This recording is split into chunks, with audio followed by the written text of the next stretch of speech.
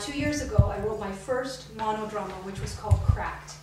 And it was the culmination of several women's stories that I had coached.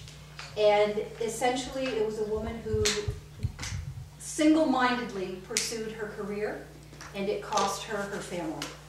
It was a very difficult show to do because I used photos of my daughter in the portion of the play that had me in an institution recovering from a suicide attempt. So I decided I wasn't going to do anything quite that heavy or deep again. So this year, for the Fringe Festival, I did Lost and Found, which was the story of a woman who gave up her son for adoption at infancy, and when he was 18 years old, she got a phone call that he had been in a car wreck, and would she consider coming back to the small town that she left to see if she could help bring him out of his coma. So much lighter the second year than the first year. And even though I deal with very heavy subject matter, the intention behind everything that I do regarding story is to bring people hope. And no matter what our circumstances, what our situation, I don't want to ever leave anyone without hope. So tonight, I brought two pieces that were much lighter. Keeping It Real is a very whimsical look of one woman's journey toward marriage. And the second one, as I said, is based on The Pitch, which is my book that I wrote about a year or so ago.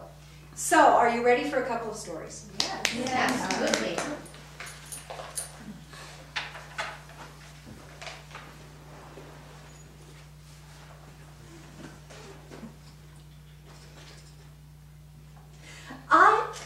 I was born a princess.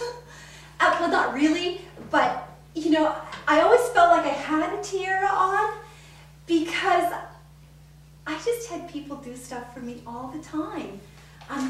When I was growing up, there was always somebody to make my meals and to clean up after me. It didn't really matter how big a mess I made. There was always somebody, a staff, to follow behind me. It was so great. My brothers and I mean, we got away with so much.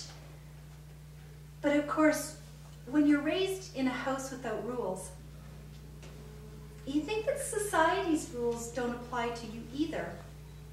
And so, my brothers got into a lot of trouble. My one brother did time, and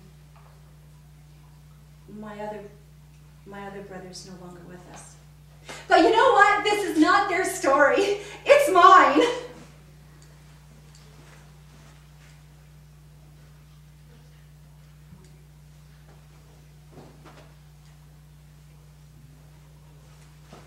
Okay, which one is he? Yes, I know. Most people come to university to get a degree. I came for a husband. Where is he? That one? Oh, he's so cute. Tall, dark, handsome. What did you say he was going to do for a living? An accountant? Are you serious? So he's going to make lots of money, deep pockets to take care of me for the rest of my life. What's his name? Mark. My Mark. Okay, you just leave it to me. I'm going to go over there and I'm going to introduce myself. And you mark my words. No pun intended. 6 months. He's mine. Hi. My name's Lori. And you are? Mark? It's a pleasure to meet you. I've heard really great things about you from my friend over there. Hmm? Well, yeah, I'd love to go for coffee. That sounds great. Were you going to pick me up? Okay. Friday night? That sounds awesome. Thank you.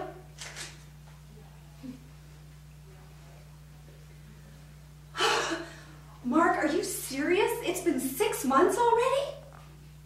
Wow, time flies.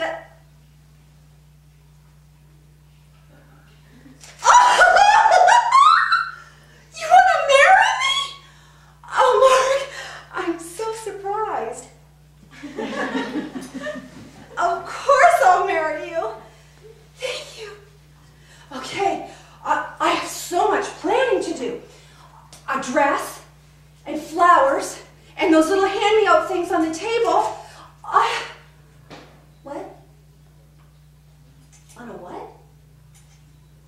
Could you spell that for me? B-U-D-G-E-T?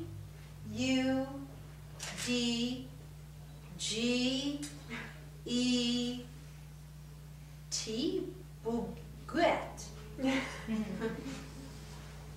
Budget? For my wedding? Do you have any idea? Every little girl dreams about their wedding and how they're going to look and who they're going to have and what flowers they're going to have, and then they supersize it. So please don't tell me to do it on a budget. It'll be okay, I promise. I promise.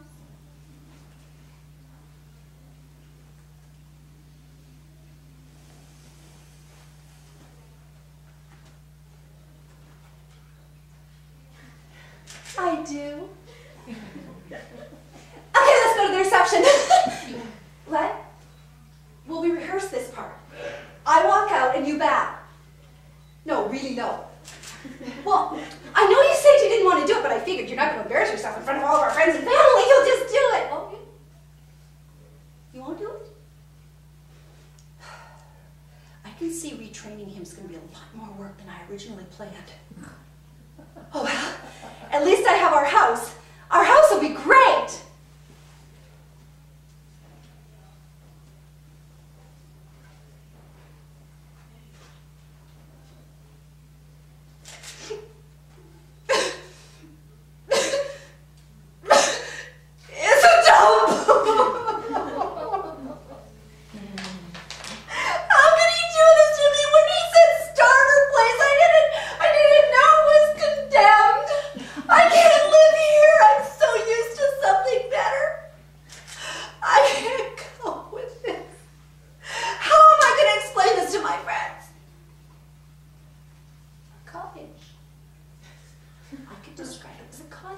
And hope they never actually come to check it out. The floors aren't level, the ceiling's not level. What am I going to do? Oh, I know what I could do. Hello, Mommy. Oh, of course, it's great. I'm lying, I hate it here. So I was thinking, could you maybe call Clarice? Yes, call Clarice and see if she can't come over here and work her magic. Well, don't worry about that. I'll find the money. Mark, I'll just be really creative with the groceries. I don't know how to buy groceries anyway, so it'll all be fine. Just send Clarice, okay? Okay. Mommy will make it all better. But Mommy didn't really teach me how to run a house. Not that I'm blaming her, but I don't know a spatula from a frying pan.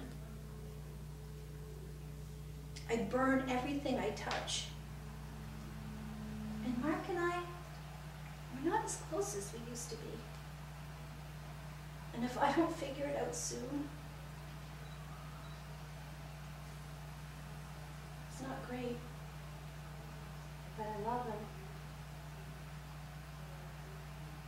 I gotta try and figure this out. I have to see the whole thing to know if she does.